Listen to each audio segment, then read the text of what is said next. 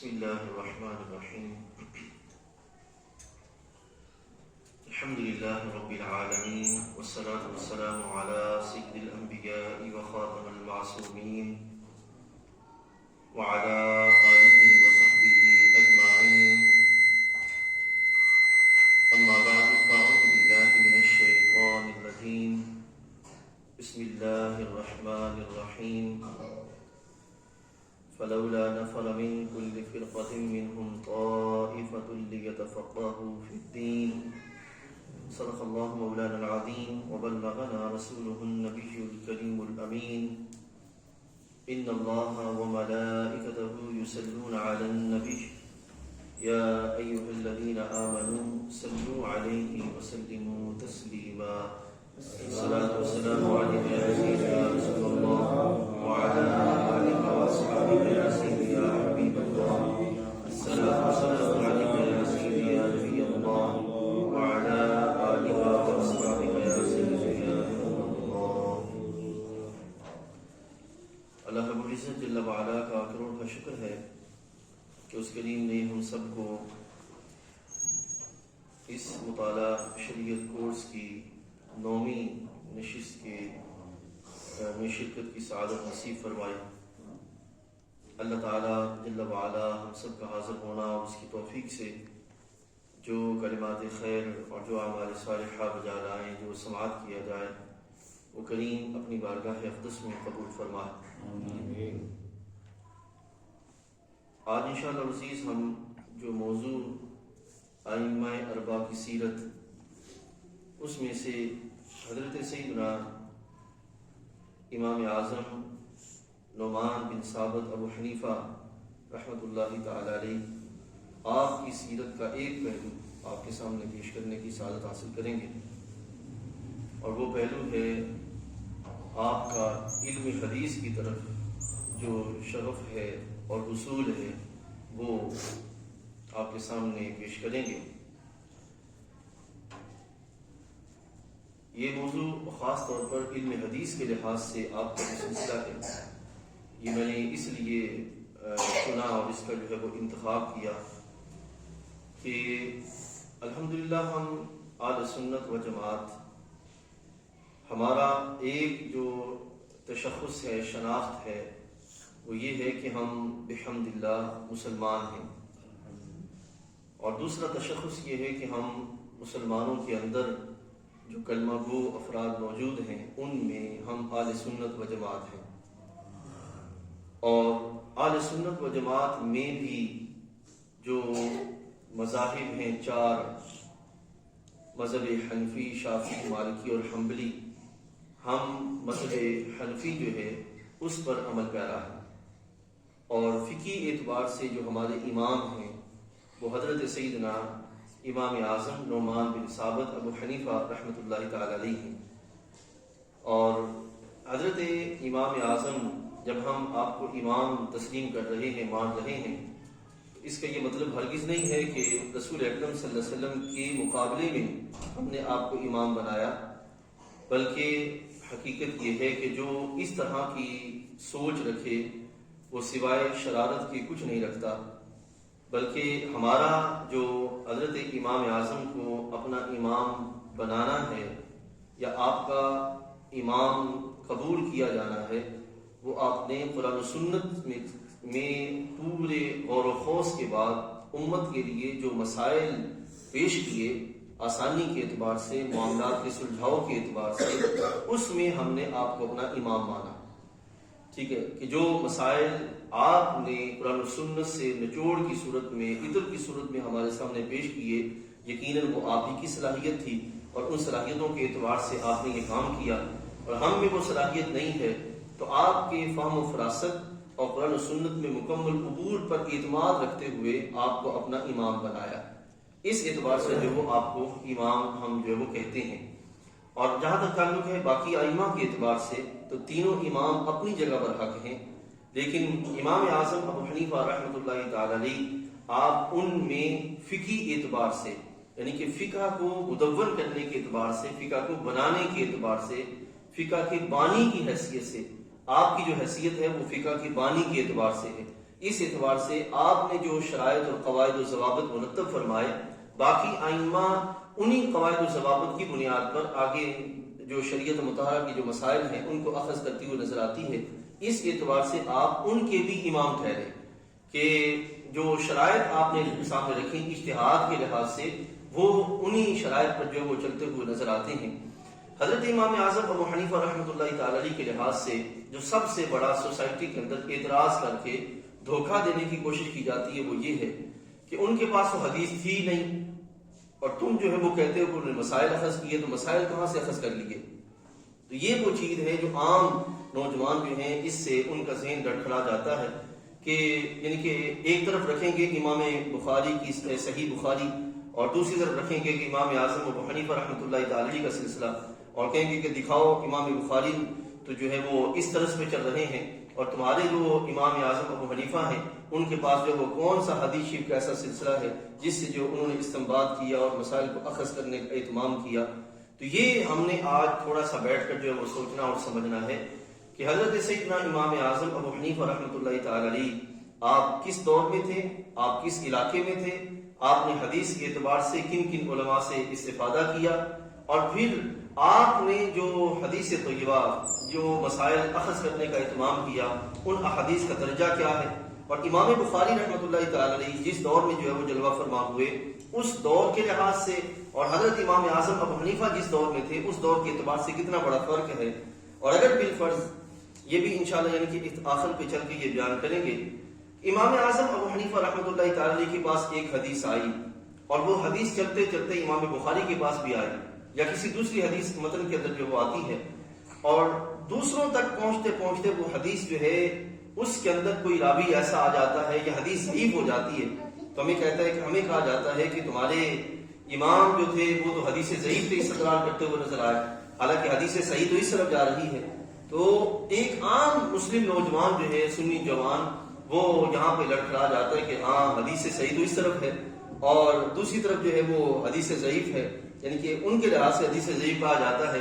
تو اس میں بھی فرق جو ہے وہ جاننا سمجھنا ازحد ضروری ہے کہ امام اعظم ابو حنیفہ جس دور میں تھے اور آپ نے جو علماء سے استفادہ فرمایا اس دور کے اندر حدیث کی حیثیت کیا تھی، اور اگر وہی حدیث بعد میں کسی اور کوئی محدث اس کو نقل کرتا ہے تو اس میں وہ کس وجہ سے وہ حدیث ضعیف ہو جاتی ہے، تو وہ وجہ سمجھنا تھوڑا سا یہ ضروری ہے۔ تو یہ چند ایک بنیادی چیزیں جو میں نے آپ کے سامنے رکھی کہ جس کو ہم آج آپ کے سامنے پیش کرنے کی سعادت حاصل کریں گے۔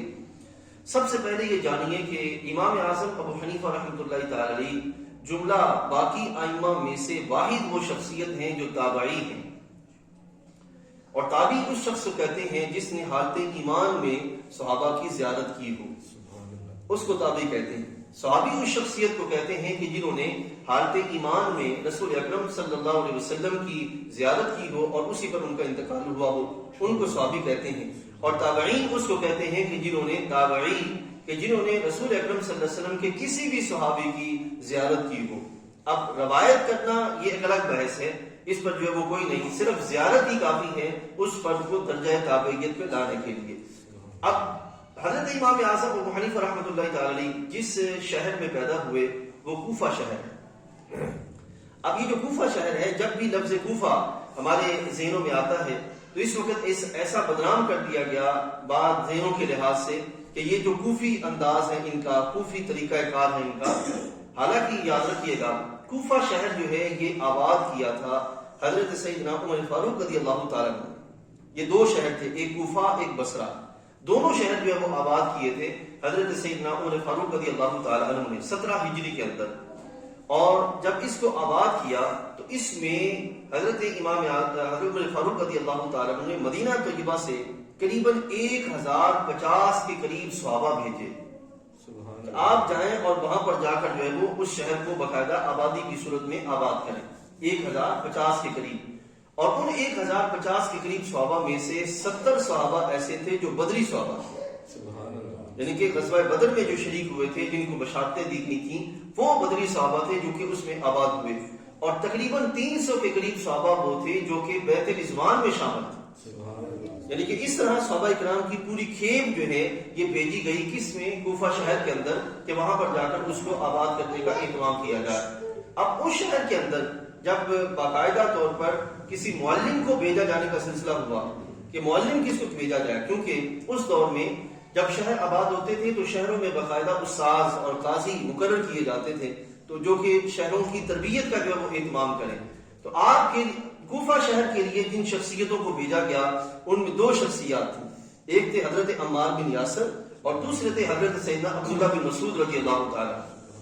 یہ دو صحابی تھے جن کو بھیجے گئے. اور جب حضرت عبداللہ بن مسعود کو بھیجا گیا تو اس وقت حضرت عمر فاروق رضی اللہ عنہ نے فرمایا کہ لوگوں یاد رکھو، مجھے عبداللہ بن مسعود کی بڑی ضرورت ہے، لیکن تمہاری ضرورت کے سبب میں اپنی ضرورت کو قربان کرتا ہوں. تم جو ہے وہ لے جاؤ اور جا کر جو ہے وہ ان سے علم حاصل کرنے کا اہتمام کرو. اب یہاں حضرت سیدنا عبداللہ بن مسعود رضی اللہ عنہ کے بارے میں عرض کرتا چلوں کہ ان کے بارے میں سرکار دو عالم صلی اللہ علیہ وسلم نے یہ ارشاد فرمایا کہ عبداللہ بن مسعود رضی اللہ تعالی عنہ جو میری امت کے لیے پسند کریں گے میں بھی اپنی امت کے لیے وہی پسند کروں گا. یعنی کہ فہم و فراست کے اعتبار سے قرآن مجید اور سنت رسول علیہ السلام میں صلاحیتوں کے اعتبار سے وہ مقام آپ کو حاصل تھا. اور کئی صحابہ اور تابعین فرماتے ہیں کہ جس مجلس میں عبداللہ بن مسعود ہوتے اور کوئی روایت جو کسی معاملے میں اپنی رائے پیش کر دیتے تو کوئی دوسرا اس رائے پر رائے نہیں لاتا تھا، کہہ دیتے تھے کہ جو عبداللہ بن مسعود نے کہہ دیا ہمیں وہ قبول ہے. تو یہ وہ شرف ہے سیدنا عبداللہ بن مسعود رضی اللہ تعالیٰ عنہ کو. اور حضرت عبداللہ بن مسعود رضی اللہ تعالیٰ عنہ جب مدینہ طیبہ سے کوفہ شہر کی طرف جو وہ بڑھے تو آپ نے وہاں پر ایک علمی حلقہ قائم کیا اور اس علمی حلقہ کے اندر 4000 کے قریب افراد شامل تھے. یعنی کہ اس طرح آپ نے علم جو ہے اس کو پھیلانے کا، اس کو عام کرنے کا اہتمام کیا ہے. مختلف شہر تھے، کوفہ شہر ہے، بصرہ شہر ہے، ملک شام ہے، دمشق ہے، اسی طرح یہاں مکہ مکرمہ ہے. اس طرح مختلف علاقے تھے، ان علاقوں کے اندر باقاعدہ افراد موجود تھے. تو ان افراد میں یہ عبداللہ بن مسعود رضی اللہ عنہ کو ہیں جنہوں نے 4000 کے قریب جو ہے وہ اپنا جو تلامیذہ کا جو شاگردوں کا سلسلہ وہ قائم کیا. اب ایک تھا کہ حضرت عبداللہ بن مسعود اکیلے وہاں پر جلوہ فرما ہے. دوسرا یہ آپ دیکھیے کہ حضرت سیدنا علی مرتضیٰ کرم اللہ وجہ کریم آپ نے اپنے جب خلافت کا سلسلہ آپ کے پاس آیا تو آپ نے اپنے لیے مدینہ طیبہ کے بعد جس کو دارالخلافہ بنانے کا اہتمام کیا وہ کون سی جگہ تھی؟ وہ یہ شہر کوفہ تھا. یعنی کہ یوں سمجھیے گا کہ دوسری شخصیت علمی طور پر جو دوسری شخصیت ہے مدینہ طیبہ سے کوفہ شہر کی طرف آ کے آباد ہو رہی ہے. ٹھیک ہے نا. اب یہ جو دوسری شخصیت آ کے آباد ہوئی، اب اس کے لحاظ سے سنیے. امام مسروق ہیں ایک رحمت اللہ تعالی علیہ، وہ فرماتے ہیں کہ رسول علیہ الصلوۃ والسلام کے صحابہ میں سے 6 صحابہ ایسے ہیں جو علم کے مراکز تھے، جن کو علم کا مرکز سمجھا جاتا تھا. وہ 6 صحابہ، اور ان میں سے سب سے پہلے حضرت سیدنا عمر رضی اللہ تعالیٰ عنہ، دوسرے حضرت علی مرتضیٰ ابن مسعود، حضرت زید، حضرت ابو درداء، حضرت ابی ابن کعب رضی اللہ تعالیٰ. فرماتے ہیں کہ ان 6 صحابہ کا علم سمٹ کر جن 2 شخصیات میں جمع ہو گیا وہ ایک ہے حضرت علی مرتضیٰ اور ایک حضرت عبداللہ بن مسعود رضی اللہ تعالیٰ. یہ یعنی کہ ہمارے جو تاریخی پہلو ہیں کوفہ کے اعتبار سے وہ یہ ہے کہ، اور پھر ان دونوں شخصیات کو دیکھیں کہ یہ دونوں کی دونوں جو شخصیات ہیں یہ کوفہ شہر میں آ کے آباد ہو رہی ہیں. تو سوچیں ایک لمحے کے لیے حضرت مولا کائنات کی شان تو بلا بلا ہے. کیا فرماتے ہیں کہ قرآن مجید کی کوئی آیت صبح اتری ہو، شام اتری ہو، سفر میں ہو، حضر میں ہو، مجھ سے پوچھو میں بتاؤں گا کہ اس میں اللہ تعالیٰ نے کیا فرمایا اور اس میں جو وضاحتیں ہیں وہ سرکار نے کیا فرمائی. یہاں تک کہ ایک جگہ پہ آپ ارشاد فرماتے ہیں سلونی ما شئتم، کہ پوچھو مجھ سے تم جو چاہتے ہو. اور ایک مقام پہ ایسا بھی آتا ہے کہ حضرت سیدنا عبداللہ بن عباس رضی اللہ تعالیٰ حضور کے چچا زاد بھائی، آپ فرماتے ہیں کہ حضرت علی مرتضیٰ کرم اللہ وجہ کریم اور میں ایک رات جنت البقیع میں بیٹھے ہیں کہ حضرت سیدنا علی مرتضیٰ کرم اللہ وجہ کریم نے بسم اللہ شریف پر بحث شروع کی اور چلتے چلتے صبح فجر کا وقت ہو گیا اور بسم اللہ پہ ہی بحث ختم نہیں ہوئی. یعنی کہ یہ وہ علمی مقام تھا جناب سیدنا مولا کائنات کرم اللہ وجہ کریم کا. تو اس اعتبار سے آپ دیکھیے کہ 2 بڑے بڑے علم کے جو مرکز ہیں یہ اکٹھے ہو رہے ہیں کہاں پر؟ کوفہ شہر کے اندر. تو خود سوچیے کوفہ پہ علمی اعتبار سے کیا مقام پا گیا ہوگا کہ جس میں یہ 2 مراکز علم جو ہیں وہ موجود ہیں. تو حضرت سیدنا عبداللہ بن مسعود اور حضرت علی مرتضیٰ کرم اللہ وجہ کریم ان دونوں کے علوم کے آگے چلتے ہوئے جو شخصیت وارث بنتی ہیں وہ حضرت سیدنا امام اعظم ابو حنیفہ رحمۃ اللہ تعالیٰ. ٹھیک ہے. اب ساتھ یہ بھی سنتے جائیے اور پھر اپنی بات کو آگے بڑھاتے ہیں کہ حضرت سیدنا عبداللہ بن مسعود اور حضرت علی مرتضیٰ کرم اللہ وجہ کریم نے علمی اعتبار سے کوفہ کو جو حیثیت دے دی وہ تو اپنی جگہ ہے ہی، آپ نے سن لی. اس کے ساتھ ساتھ یہ بھی سنتے جائیے کہ کوفہ شہر کے لحاظ سے جو میں نے شروع میں بیان کیا کہ ایک یہ چیز آباد ہوگی کہ کوفہ کے اندر جو غدار قسم کے لوگ جو ہیں وہ موجود تھے. یہاں یہ بات اپنے ذہن میں رکھیں کہ کوفہ کی علمی حیثیت کی ایک الگ جہت ہے، اور اس میں آ کر وہ لوگ جو کہ شیعان علی میں داخل تھے، وہ جو آگے آباد ہوئے، انہوں نے حضرت علی مرتضیٰ کرم اللہ وجہ کریم کی محبت کی آڑ میں جو سلسلے قائم کیے، اور پھر انہوں نے حضرت سیدنا امام حسین کے لحاظ سے جو غداری کی اور دھوکوں کے سلسلے قائم کیے، وہ خاص ان کی وجہ سے یہ داغ ہے جو کوفہ پر پڑا. وگرنہ کوفہ اپنی حیثیت کے اعتبار سے امام بخاری رحمۃ اللہ تعالی ارشاد فرماتے ہیں کہ مکہ مکرمہ، مدینہ منورہ اور بصرہ کے علاوہ جو شہر ہے کوفہ شہر، کہ اتنی دفعہ میں وہاں پہ علم حدیث اور باقی علوم سیکھنے کے لیے گیا ہوں کہ مجھے وہ جانا شمار نہیں ہے کہ میں کتنی دفعہ گیا. اب امام بخاری جو ہیں، ان کی جو ولادت ہے وہ حضرت سیدنا امام اعظم ابو حنیفہ کے قریباً 80 سال بعد ہوتی ہے. اور اگر 80 سال بعد امام بخاری اتنے چکر لگاتے ہیں کوفہ شہر کے کہ علم علوم کے حصول کے لیے کہ ان کو اپنا چکر لگانا وہ شمار نہیں ہو پا رہا، تو سوچیں اگر حضرت امام بخاری کے دور میں کوفہ کا علمی یہ مقام ہے تو حضرت سیدنا امام اعظم کے دور میں علمی مقام کیا ہوگا. ٹھیک ہے، یہ وہ آپ نے، اس لیے میں نے آپ کے سامنے یہ تھوڑی سی تاریخ رکھی کوفہ کے اعتبار سے. امام اعظم ابو حنیفہ رحمۃ اللہ تعالی کی ولادت یہاں پہ ہوئی، اور آپ نے علوم کے حصول کا جو سلسلہ شروع کیا وہ ابتداءً کوفہ شہر سے شروع کیا. اور اس اعتبار سے ہمیں یہ ذہن کلیئر ہونا چاہیے کہ کوفہ شہر جو ہے محض جو عام کر دیا گیا کہ وہاں پہ غداری ہوئی اور یہ ہوا اور وہ ہوا، وہ تو محض ایک داغ ہے. حقیقت یہ ہے کہ کوفہ شہر جو ہے وہ ایک بہت بڑا علمی مرکز اور مقام ہے جو اللہ تعالیٰ جل وعلا کے مبارک بندوں کے ہاتھوں جو ہے وہ قائم ہوا. دوسرا سبب یہاں پہ سنتے اور سمجھتے جائیے کہ کوفہ جو شہر ہے اس میں قریباً، ویسے میں نے عرض کیا کہ بہت سے صحابہ کرام رضوان اللہ علیہم اجمعین موجود تھے. حضرت سیدنا امام اعظم ابو حنیفہ کی جو تاریخ ولادت ہے، سن ولادت، وہ دو ملتے ہیں، ایک 70 ہجری ہے اور ایک 80 ہجری ہے. کہ دو قول ملتے ہیں کہ 70 ہجری میں آپ کا جو ولادت ہوئی یا 80 ہجری میں ولادت ہوئی. اور 20 کے قریب صحابہ جو ہیں ان سے آپ نے جو ہے وہ علم حدیث حاصل کیا. ان میں حضرت انس بن مالک اور حضرت عبداللہ بن اوفا رضی اللہ تعالیٰ عنہما، یہ دو صحابہ وہ ہیں جن سے باقاعدہ طور پر حضرت آپ نے جو وہ علم حدیث حاصل کرنے کا اہتمام کیا. اب آپ کے ذہن میں خیال آئے گا کہ اگر بالفرض 70 ہجری مانا جائے تو 87 ہجری، 92 ہجری یا 93 ہجری تک آپ کی کیفیت یہ تھی کہ آپ باقاعدہ طور پر علم کی طرف آ چکے تھے، اور اس دورانیے میں آپ نے بہت سے صحابہ کی زیارت بھی کی اور ان سے علم حاصل کرنے کا سلسلہ بھی قائم کر لیا تھا. لیکن جو خاص طور پر آپ کے سامنے رکھنے کے خیال ذہن میں یہ آتا ہے کہ 92 ہجری کا زمانہ ہے اور اتنے طویل وقت میں کون سا صحابی جو وہ زندہ رہا ہوگا. ٹھیک ہے، تو یہ یہاں یاد رکھیے جس صحابی کا ہم تذکرہ کر رہے ہیں حضرت انس بن مالک رضی اللہ عنہ، یہ صحابی وہ ہیں کہ جس وقت محبوب کریم علیہ الصلوۃ والسلام کی وصال شریف ہوا اس وقت ان کی عمر 15-16 سال، کیونکہ سرکار کی غلامی میں رہے ہیں، خدمت میں رہے ہیں، اور نبی علیہ الصلوۃ والسلام کی بارگاہ میں خدمت کا سلسلہ ان کا تھا. یعنی کہ سرکار کی ظاہری دور اقدس کے اعتبار سے ان کی عمر چھوٹی تھی، اور نبی علیہ السلام کی دعا بھی ان کو شامل تھی، اور ان کی عمر 120 سال کے قریب ہوئی تقریباً. ٹھیک ہے نا، اور آپ کی اولاد اور پوتے اور سلسلہ بڑا وسیع تھا. تو اس اعتبار سے طویل عمر کے اعتبار سے 100 ہجری تک تو ہمیں صحابہ کا سلسلہ ملتا ہے کہ 100 ہجری تک صحابہ مختلف علاقوں کے اندر سرکار دو عالم صلی اللہ علیہ وسلم کی ظاہری دور اقدس کے اعتبار سے جن کی عمریں چھوٹی تھیں ان کے سلسلے موجود تھے. لیکن 100 ہجری کے بعد جو ہے وہ کسی صحابی کا باقاعدہ سلسلہ نہیں ملتا کہ آپ جو ہے وہ کوئی صحابی 100 ہجری کے بعد جو ہے وہ زندہ رہے ہوں. حضرت سیدنا امام اعظم ابو حنیفہ رحمۃ اللہ تعالی علیہ، انہوں نے باقاعدہ طور پر جن کے بارے میں 20 کے بارے میں تو نام آتے ہیں، اگر 70 ہجری مانا جائے تو 20 کے نام آتے ہیں کہ جن سے حضرت امام صاحب نے زیارت کی اور علم کے لحاظ سے استفادہ کیا.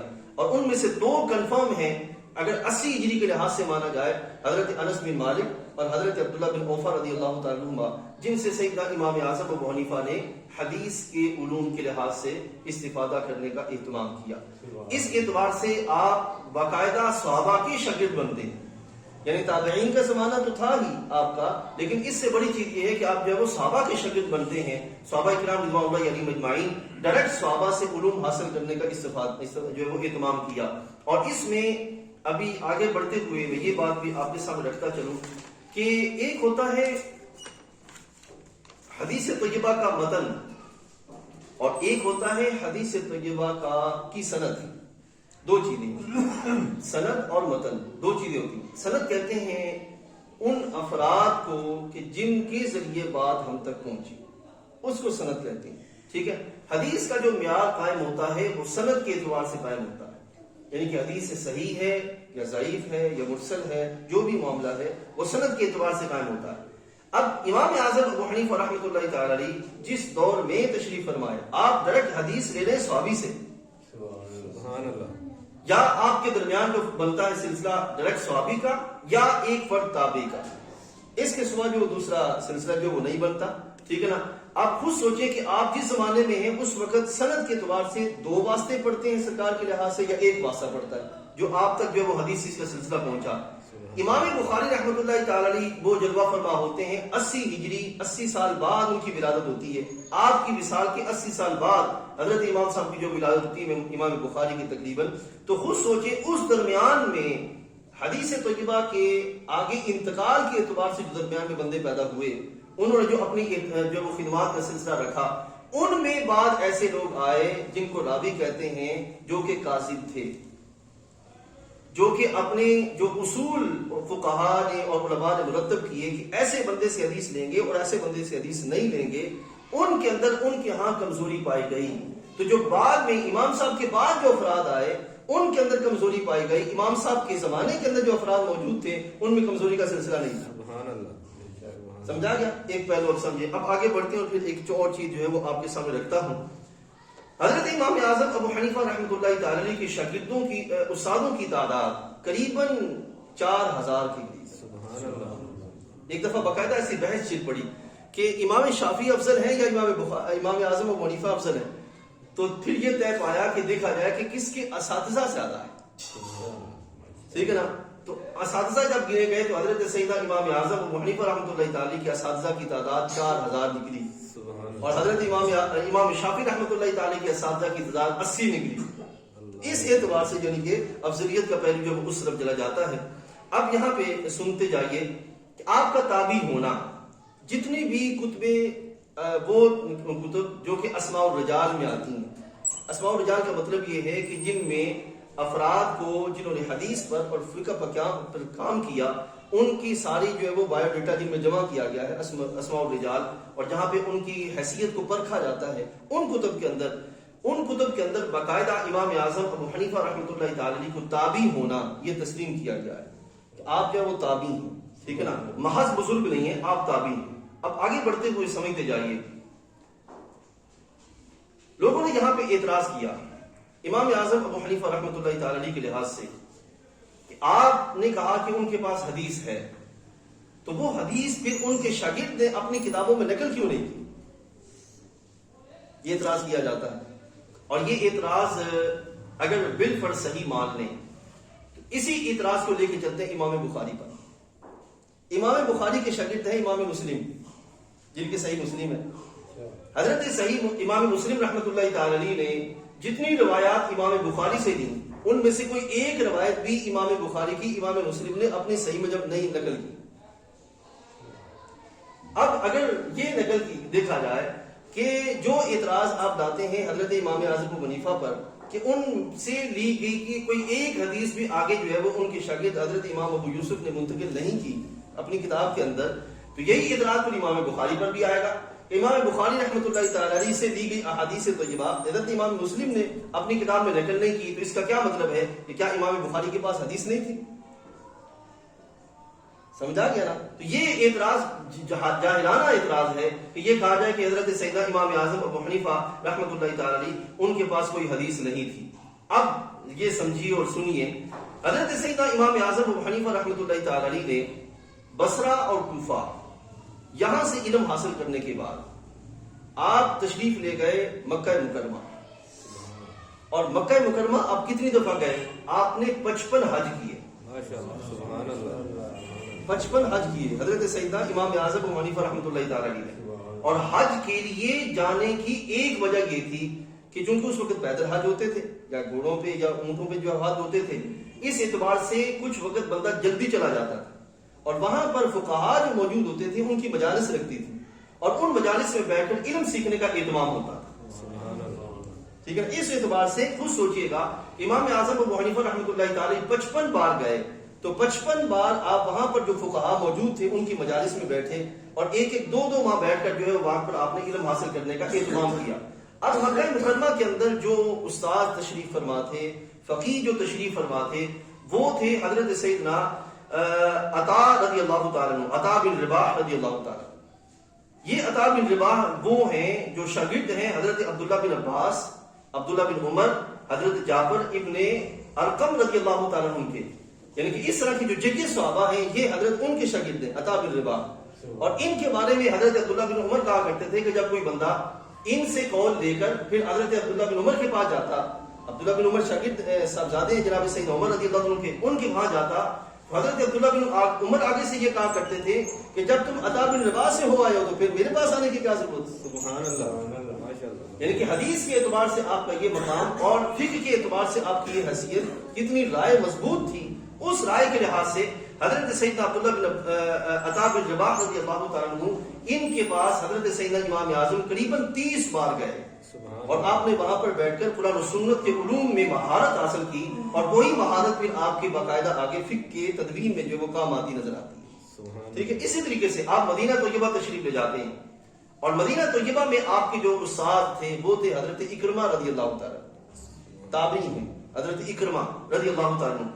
اور حضرت اکرمہ جو ہیں یہ کن کے علوم کے وارث ہیں؟ حضرت سیدنا علی المرتضیٰ, سبحان اللہ, حضرت ابو ہریرہ, حضرت عبداللہ بن عمر, عبداللہ بن عمر, صفوان وغیرہ کے علمی وارث یہ حضرت سیدنا اکرمہ ہیں.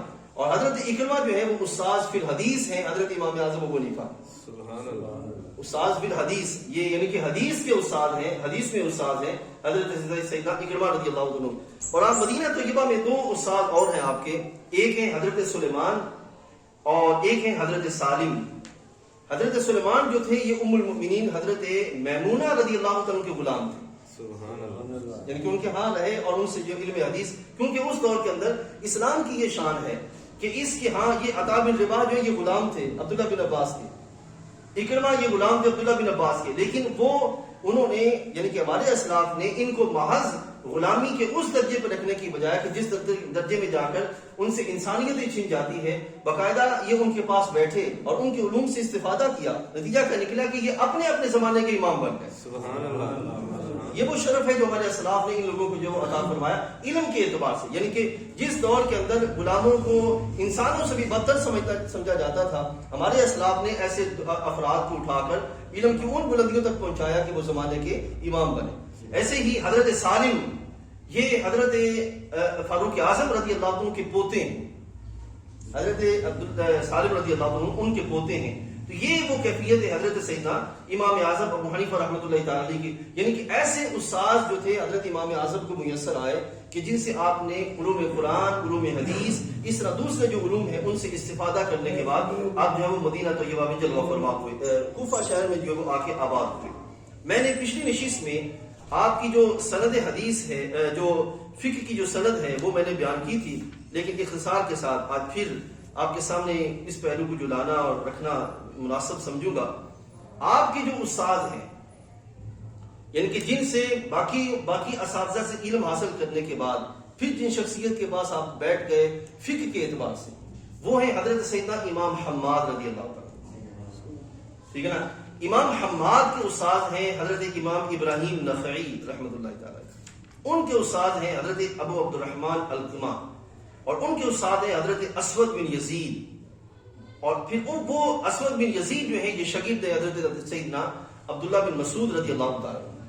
اس طرح جو 3-4 واسطے بنتے ہیں آپ کے لحاظ سے.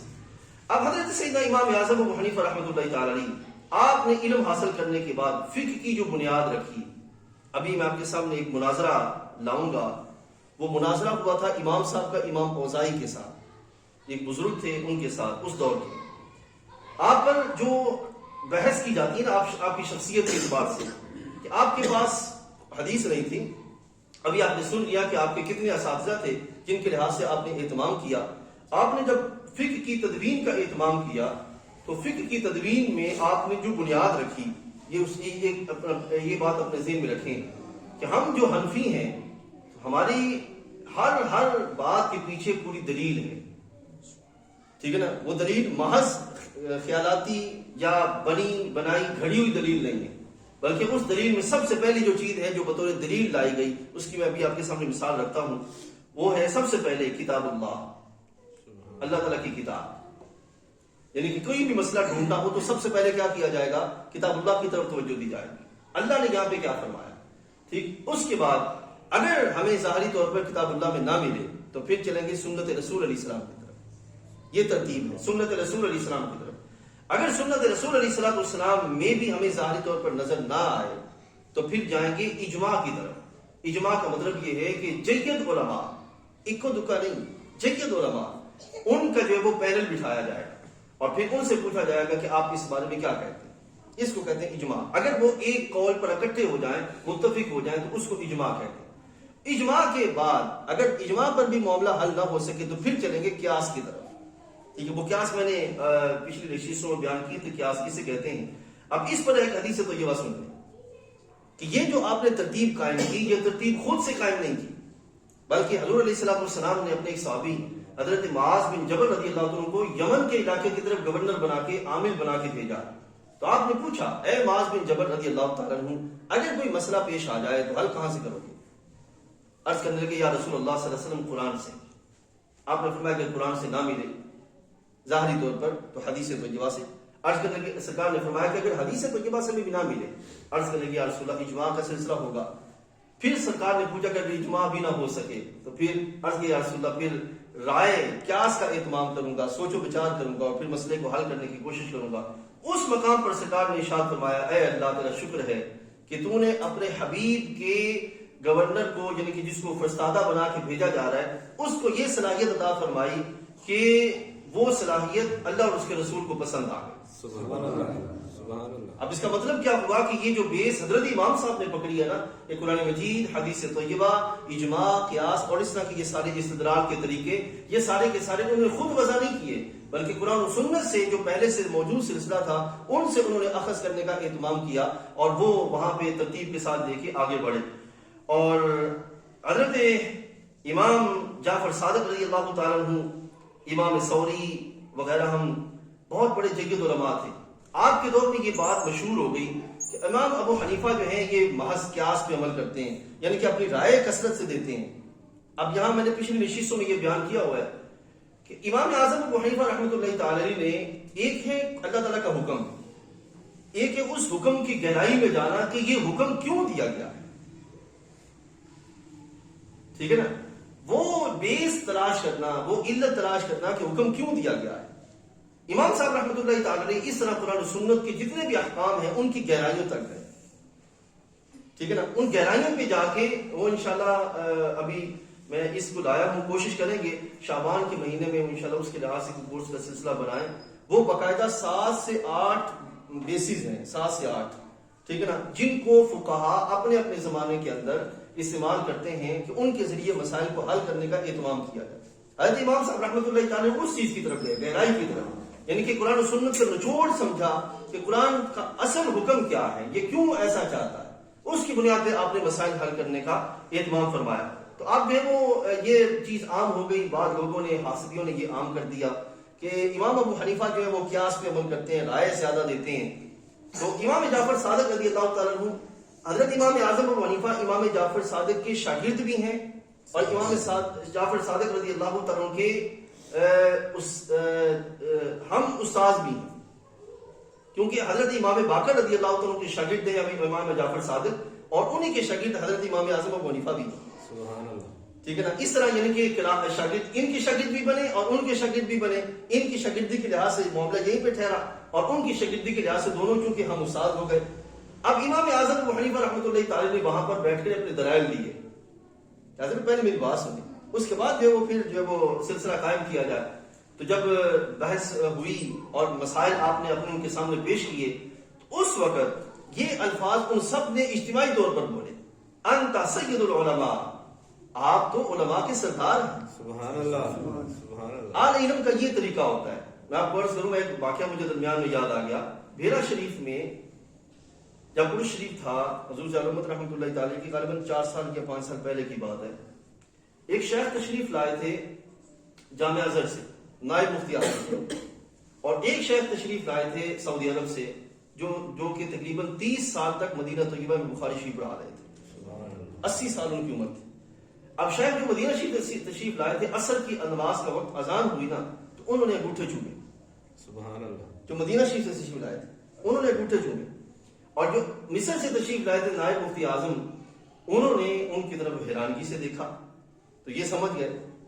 نماز کے بعد پھر تقریباً گفتگو شریف کا سلسلہ شروع ہوا، تو جو سعودی عرب سے تشریف لائے تھے انہوں نے آدھا گھنٹہ دلائل دیے جو مصر سے تشریف لائے تھے شیخ ان کو، ٹھیک ہے۔ اب یہاں یاد رکھیں علم ایک نور ہے، اور جس کی طبیعت میں پاکیزگی ہوتی ہے نا وہ اس علم نور کے سامنے جھک جاتا ہے، سمجھا ہے؟ یہ اب آج کے دور میں معاملہ شروع ہو گیا کہ جو علم کے سامنے جھکنا، انا کا مسئلہ بنا لینا اور یہ سارے سلسلے آج کے دور میں آئے۔ اب جب مغرب کی نماز کا جب وقت ہوا تو اذان ہوئی تو وہی شیخ جو پہلے حیرانگی سے دیکھ رہے تھے، وہی جب نماز اذان مغرب کے لیے کہا گیا اشہد ان محمد رسول اللہ، تو وہ بھی انگوٹھے چوم رہے تھے۔ تو یہ ہے قبول کر لینا، ٹھیک ہے نا، روایت کو قبول کر لینا۔ اسی طرح وہاں پہ بھی یہ ہوا تو سب نے کہا انت سید العلماء، آپ جو ہے وہ علماء کے سردار ہیں، تو آپ ہمیں معاف فرما دیجیے، ہمارے ذہن میں جو بدگمانی آ گئی تھی معاف کر دیجیے۔ تو آپ آگے سے آپ نے جواب کیا دیا؟ فقال غفر اللہ تعالی لنا ولکم، اللہ آپ کو بھی معاف فرمائے مجھے بھی معاف فرمائے۔ سبحان اللہ، یہ انداز تھا بزرگوں کا اس وقت، ٹھیک ہے۔ میں اس کو اور مختصر کیے دیتا ہوں۔ حضرت سیدنا امام اوزاعی رحمۃ اللہ تعالی علیہ، یہ اس وقت بہت بڑے بزرگ تھے، تو ان سے مکالمہ ہوا، ٹھیک ہے نا، یا مناظرہ کہہ لیں یا مکالمہ کہہ لیں، اور مکالمہ کی بنیاد موضوع کیا تھا؟ رفع یدین، جو آج رفع یدین کا سلسلہ یہی موضوع تھا، ٹھیک ہے۔ اس میں جو ان کے ساتھ ان کی جو وہ آپس میں بحث ہوئی، اب سنیے اس کو، میں بات کو مختصر رکھتے ہوئے ختم کرتا ہوں۔ حضرت امام اوزاعی کی حضرت امام سے دار حناتین میں مکہ مکرمہ میں ملاقات ہوئی۔ امام اوزاعی نے آپ سے کہا کیا بات ہے کہ آپ صاحبان رکوع کرتے وقت اور رکوع سے اٹھتے وقت رفع یدین نہیں کرتے؟ انہوں نے امام صاحب سے کہا آپ رفع یدین نہیں کرتے۔ حضرت امام نے فرمایا کہ نبی علیہ السلام سے اس کے متعلق صحت کے ساتھ کوئی ثابت نہیں ہے۔ امام صاحب نے جواب دیا کہ نبی علیہ السلام سے ثابت ہی نہیں، لیکن میں یہ پہلے بات کہہ رہا ہوں کہ اس وقت کہا جس وقت جو ہے وہ آپ کی جو زمانہ ہے وہ تقریباً 100 ہجری کا یا 110 ہجری کا زمانہ ہے، اس دور کے اعتبار سے۔ امام بخاری کا زمانہ حضرت امام صاحب سے کئی سال بعد کا ہے، ٹھیک ہے نا، اس وقت یہ بات ہوئی۔ اچھا، یہ سن کر اوزاعی نے کہا کہ کس طرح صحت کے ساتھ ثابت نہیں ہے؟ اب انہوں نے اپنی سند بیان کی، حالانکہ مجھ سے زہری نے، ان سے سالم نے، اور وہ اپنے والد حضرت عبداللہ بن عمر سے روایت کرتے ہیں کہ نبی علیہ السلام جب نماز شروع کرتے تو اپنا ہاتھ اٹھاتے، رکوع کرتے وقت، رکوع سے اٹھتے وقت اپنا ہاتھ اٹھاتے تھے۔ اب انہوں نے یہ سند بیان کیا، اس پر حضرت امام اعظم ابو حنیفہ نے پھر اپنی سند بیان کی، فرماتے ہیں کہ مجھ سے حماد نے، ان سے ابراہیم نے، ان سے علقمہ نے، ان سے اسود نے، ان سے عبداللہ بن مسعود نے روایت کی کہ نبی علیہ السلام صرف نماز شروع کرتے وقت ہاتھ اٹھاتے تھے اور پھر ہاتھ نہیں اٹھاتے تھے۔ اب دیکھ لیں دونوں طرح کی روایتیں موجود ہیں، ٹھیک ہے نا۔ پہلی جو روایت ہے اس پہ امام شافعی کی طرف جو ہے وہ سلسلہ چل پڑا، اور ہماری جو روایت ہے اس میں یہ پہلو ہے کہ سرکار نہیں کرتے تھے۔ اب اوزاعی نے کہا، یعنی کہ آپ آگے حدیث پر جرح شروع ہو گئی، جرح شروع کا مطلب یہ کہ راویان حدیث پہ بحث شروع ہو گئی۔ اوزاعی نے کہا کہ میں حدیث بیان کرتا ہوں از زہری، از سالم، از والد خود، اور آپ حماد ان ابراہیم بیان کرتے ہیں۔ حضرت امام نے فرمایا اب سن لیجیے، ایک ہے روایت حدیث اور ایک ہے درایت حدیث۔ روایت حدیث ہوتا ہے سند کے لحاظ سے جو معاملات ہوتے ہیں، ٹھیک ہے نا، اس کو روایت حدیث کہتے ہیں، اور ایک ہے درایت حدیث، متن کے اعتبار سے جو معاملات ہوتے ہیں ان کو کہتے ہیں درایت حدیث، یعنی کہ حدیث میں غور و خوض کی صلاحیت وہ۔ تو حضرت امام نے فرمایا کہ درایت میں حماد زہری سے بڑے ہوئے، یعنی کہ جو حماد کا جو فقہی جو صلاحیت ہے وہ زہری کی نسبت زیادہ ہے، ٹھیک ہے۔ پھر اور ابراہیم سالم سے بڑے ہوئے ہیں، یعنی کہ ان کا جو فقہی مرتبہ ہے وہ سالم سے زیادہ ابراہیم کا، اور علقمہ جو ہیں درایت میں ابن عمر سے کم نہیں تھے، یعنی کہ علقمہ جو تھے وہ ابن عمر سے کم نہیں تھے۔ اگرچہ عبداللہ بن عمر کو صحابیت کا شرف حاصل ہے اور اسود کے بھی بہت فضائل ہیں، اور عبداللہ بن مسعود تو عبداللہ بن مسعود ہے۔ سبحان اللہ۔ اب یہاں یہ یاد رکھ لیجئے، بات کو عرض کرتا ہوں پھر ہم ختم کرتے ہیں، کہ حضرت عبداللہ بن مسعود رضی اللہ تعالیٰ یہ وہ شخصیت ہیں جنہوں نے مکی زندگی میں بھی اور مدنی زندگی میں بھی سرکار کے سارے پہلو دیکھے۔ عبداللہ بن مسعود رضی اللہ تعالیٰ اس اعتبار سے ان کی جو پہلو ہیں، کیونکہ سرکار دو عالم صلی اللہ علیہ وسلم کی جو نماز کے پہلو ہیں نا، وہ یعنی کہ تدریجن سرکار دو عالم صلی اللہ علیہ وسلم جو ہے وہ نماز کے آخر جو معاملات ہیں ان کی طرف آئے تدریجن جب اخیر کے معاملات کی طرف آئے تو پہلے معاملات منسوخ ہوتے گئے اور نئے جو معاملات آتے گئے ان پہ عمل شروع ہوتا چلا گیا، ٹھیک ہے نا۔ اور اخیر جو پہلو ہیں کہ جس پہ سرکار دو عالم صلی اللہ علیہ وسلم نے فرمایا کہ اب پچھلے سارے ختم، اب اس پہ عمل کیا جائے گا، وہ پہلو لے کے چلے تھے حضرت عبداللہ بن مسعود رضی اللہ تعالیٰ۔ سبحان اللہ۔ سمجھا جائے، یہ وہ پہلو ہیں جن کے لحاظ سے جو معاملہ ہوا۔ میں ایک روایت اور عرض کر کے پھر ہم اپنی بات کو ختم کرتے ہیں۔ حضرت امام باقر رضی اللہ تعالیٰ عنہ ان کے ساتھ بھی بحث ہوئی، امام جو وہ پہنچے ان کے پاس اور انہوں نے بھی آپ سے یہ کہا کہ آپ ہیں وہ جن کے بارے میں یہ مشہور ہے کہ وہ قیاس اور رائے پہ عمل کرتے ہیں۔ تو آپ نے عرض کیا کہ حضرت پہلے میرا مسئلہ سن لیں، اس کے بعد آپ جو حکم فرمائے مجھے قبول ہے۔ تو آپ نے فرمایا کہ بتاؤ کیا معاملہ ہے۔ آپ نے اس وقت جو ہے وہ اپنا مسئلہ جو ہے وہ بیان کیا کہ حضرت مرد کمزور ہے یا عورت کمزور ہے؟ تو آپ نے فرمایا کہ ظاہراً عورت کمزور ہے۔ آپ نے آگے سے جواب دیا، حضرت اگر عورت کمزور ہے تو قیاس یہ کہتا ہے، انسان کا گمان یہ کہتا ہے، ایسے سمجھیں کہ انسان کا گمان یہ کہتا ہے کہ جو کمزور ہے اس کو ڈبل حصہ ملنا چاہیے اور جو طاقتور ہے اس کو سنگل حصہ ملنا چاہیے، ٹھیک ہے نا۔ لیکن قرآن یہ کہتا ہے کہ جو مرد ہے اس کو دگنا ملے گا اور عورت جو اس کو سنگل ملے گا۔ آپ نے فرمایا کہ اگر میں قیاس پہ عمل کرتا تو میں عورت کو دگنا حصے کا حصہ دار ٹھہرا دیتا اور مرد کو جو وہ سنگل قرار دیتا، حالانکہ میں نے ایسا نہیں کیا۔ سبحان اللہ۔ اس کا مطلب کہ انہوں نے ان کے ہاں جو قیاس کی بات مشہور ہو گئی تھی وہ غلط بات مشہور کی گئی، سمجھائے۔ اسی طریقے سے آپ نے فرمایا کہ ایک اور پہلو بھی ہے درمیان میں، وہ معذرت کے ساتھ سے نکل گیا۔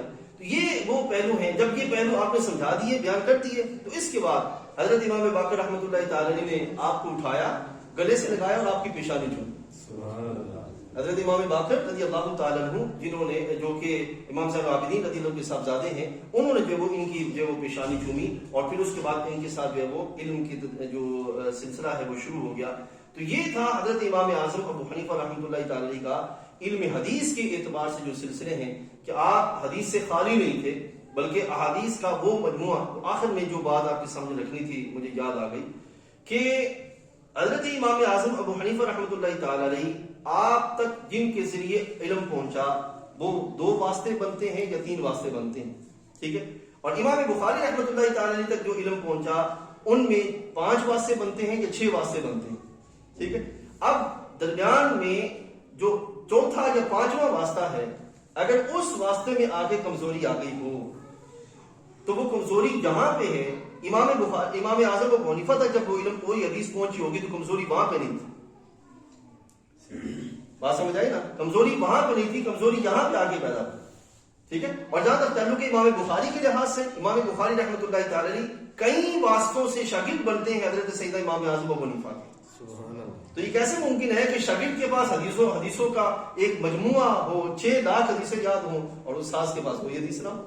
اس اعتبار سے ہم الحمدللہ اہل سنت و جماعت جو حنفی ہیں، ہمیں کسی بھی طرح احساس کمتری کا شکار نہیں ہونا چاہیے کہ بھئی جو ہے وہ ہم تو حدیث پہ عمل ہی نہیں کرتے، ہم تو فقہ پہ عمل کرتے ہیں، مسائل پہ عمل کرتے ہیں۔ تو یہ فقہ جو ہے یہ قرآن و سنت کا نچوڑ ہی ہے جو کہ ہمارے اسلاف نے محنت کر کے ہم تک جو ہے وہ پہنچایا۔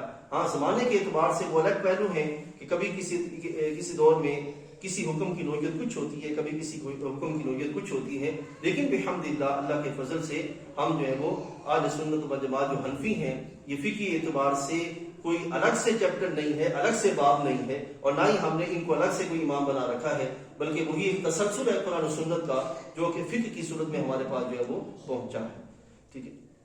انشاءاللہ العزیز جو ہے وہ اگلی جو نشست ہے اس میں باقی جو ائمہ ہیں، امام شافعی، امام مالک، امام احمد بن حنبل رضی اللہ تعالی عنہم، ان کے لحاظ سے پہلو آپ کے سامنے جو وہ پیش کریں گے، کیونکہ موضوع ہمارا تھا ائمہ اربعہ کی سیرت۔ چاروں ائمہ جو ہے ان کی سیرت، ان کے لحاظ سے میں نے صرف ایک چیز پکڑی. انشاءاللہ امام شافعی کے لحاظ سے بھی حدیث طیبہ کا ہی سلسلہ جو ہے وہ آپ کے سامنے رکھیں گے، تاکہ جو ہے وہ آپ کو اس پہلو پہ سمجھ آ جائے کہ شوافع کی حدیث فہمی کے لحاظ سے کیا کیفیت ہے اور احناف کی حدیث فہمی کے لحاظ سے کیا اہمیت ہے.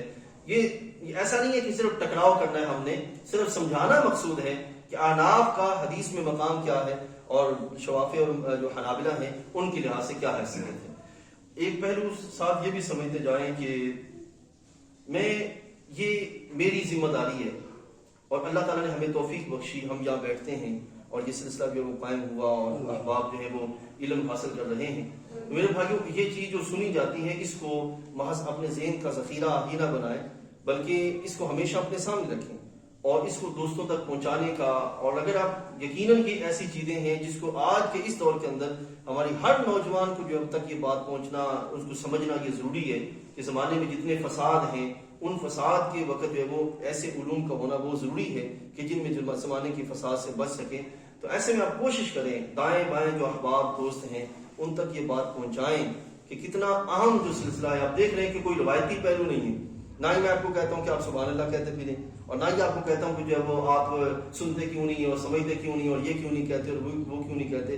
یہ وہ پہلو ہیں جو مجھے ہی سمجھانے ہیں اور آپ نے سمجھنے کا جو وہ اہتمام کرنا ہے. تو اگر ہم آج سمجھنے کا اہتمام کر لیں گے تو آنے والے دور میں کبھی بھی ہمارے بچے جو ہیں وہ خرابی کا شکار نہیں ہوں گے. ٹھیک ہے نا. اس لحاظ سے جو اہم جو ایک یہ جو مجلس ہے یہ بہت ضروری ہے. دوسرا میں نے اعلان کیا تھا کہ اپنی بچیوں کے لحاظ سے یقین جانیے ہماری بیٹیاں ان کو دینی علم سمجھنا سیکھنا از ضروری ہے. ایک اس لحاظ سے بھی کہ زمانہ جس طرف چل رہا ہے، اور دوسرا اس لحاظ سے بھی کہ ان کو اپنا گھر چلانا ہے. ٹھیک ہے نا. اور اس لحاظ سے بھی کہ اگر علم حاصل کرنے کی، علم دین حاصل کرنے کی ان کے جستجو اگر پیدا ہو جائے تو کہیں وہ دائیں بائیں نہ منہ مارتے پھریں. تو اس اعتبار سے بھی یہ بہت ضروری ہے کہ بچیوں کے لحاظ سے علم حاصل کرنے کا جو سلسلہ جو ہم نے جو الحمدللہ شروع کر رکھا ہے، بچیاں پڑھ رہی ہیں تو کوشش کریں جو ہے وہ اپنی جو ہے یہ بیٹیاں بہنیں ان کو جو اس طرف مائل کریں، کچھ وقت نکالیں. میں انشاءاللہ میرا ذہن ہے اگلی نشست میں یہ اعلان کریں گے شعبان میں جو خواتین کے لیے کورس کا سلسلہ کہ جس میں طہارت، نماز اور جو روزے کے جو مسائل ہیں کم از کم جو وہ چیزیں جو وہ سیکھ جائیں. تو یہ انشاءاللہ جو ہے وہ شعبان میں خواتین کے لیے ایک کورس رکھیں گے 15 یا 20 دنوں کے لحاظ سے، تاکہ وہ اس میں بیٹھنے کا اہتمام کر سکیں. مسجد کے جو فنڈ کا سلسلہ ہے مجھے امید ہے سارے احباب